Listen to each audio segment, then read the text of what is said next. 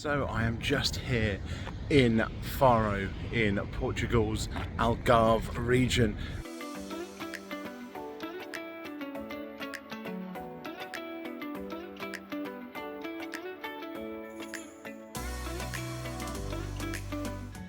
So I'm just in my hostel, which is called Hostelicious, which is going to be one of the best names for a hostel I've had. But as you can see, this is absolutely beautiful, just in this kind of chill out lounge and kind of reception area.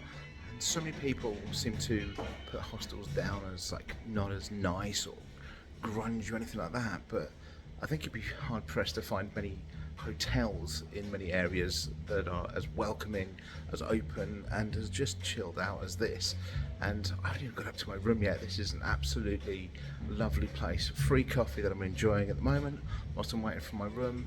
And hostels have got to be the way forward for travel, and more people have to realise that it's not all bunk beds. You can have a really amazing experience, save those pennies and make sure that you enjoy your trip even better. And this is one of the most beautiful parts of Portugal that you're going to find, with all the sandy beaches and the kind of Moorish period architecture and everything like that in between. Now there is generally a lot of restoration works that you'll find going on almost constantly in this area because of the element from the sea, of course, pounding onto these older buildings and sheer age of the buildings as well. But this is a fantastic place. If you're trying to get away from the cold, you want to start with somewhere like this because it's not too incessant with the heat, but it is a beautiful temperature and just amazing scenery all around. You can see the kind of the sun-kissed area that I'm in right now, with trees of beauty just in the middle of town here, and there's just so much to discover when you are here.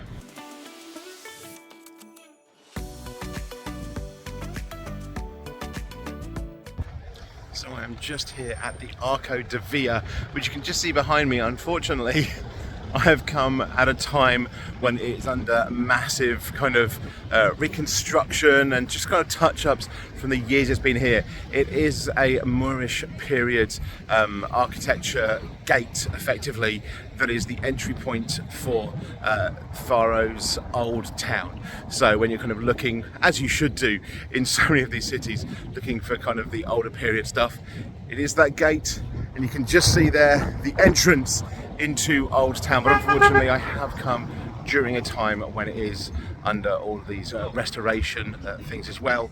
But it is an absolutely beautiful structure, and I'm going to be including some of the pictures of what it actually looks like normally here, so that you can give it an idea as well, so that when you're here, hopefully it will look the same.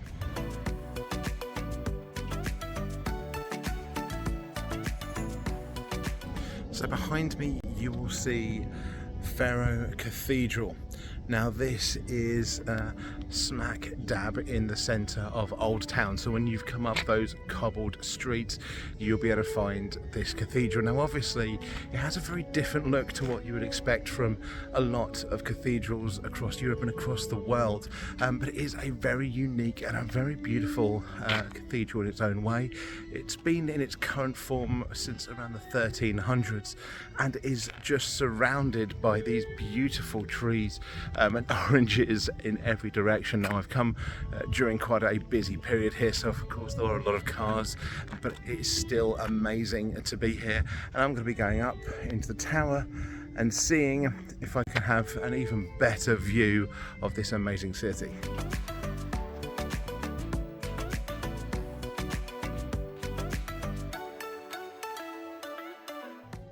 As you can see, it is absolutely beautiful up here. The one thing to remember, I showed you a small bit there, but the steps up to this tower are very uneven, very steep and winding. So if you're not overly comfortable with walking, you're a little uneven on your feet, this may be something you need to give a pass. But if you feel you can, definitely come up here and see amazing sights.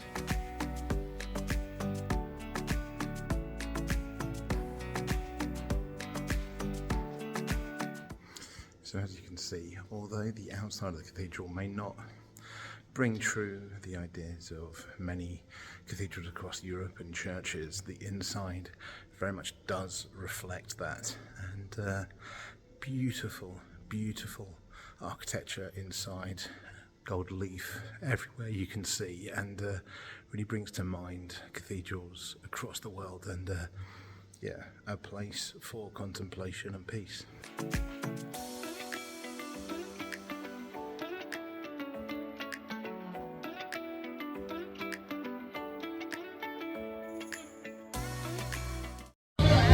So I'm just in a bar on a bar crawl here in Faro, just with some people from the hostel.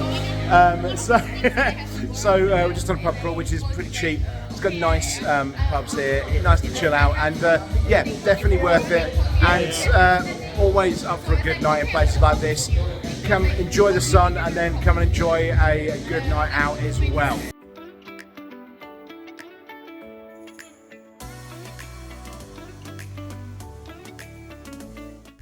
So if you do find yourself in the Algarve, something you'll notice lining the streets pretty much regularly are these orange trees. You can see they go all the way down in the next street over, the next street up, they're all along there. The one thing I will say is, although you technically can eat the oranges, it's not suggested. They're incredibly bitter. They are not very nice.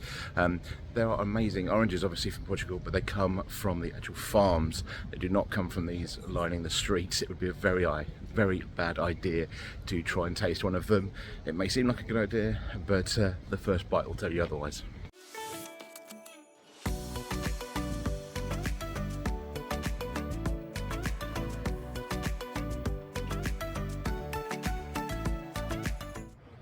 I'm just here down in Benagil, which is about a 45-minute drive from Faro, and just amazing views here, as you can see in the background.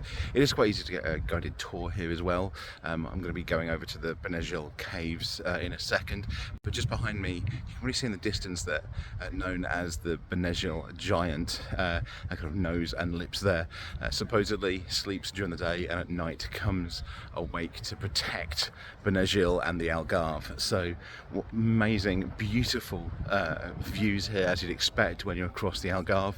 But definitely, if you have an opportunity, if you're in Faro or nearby, coming down to Benagil and just seeing these, I'll put a little bit more footage for you to see, and going down into the caves as well. You can't actually access fully into the caves now because of some accidents that happened, so that's kind of cut off a little bit more than it used to be, but you're still able to see just the beauty that is around this area.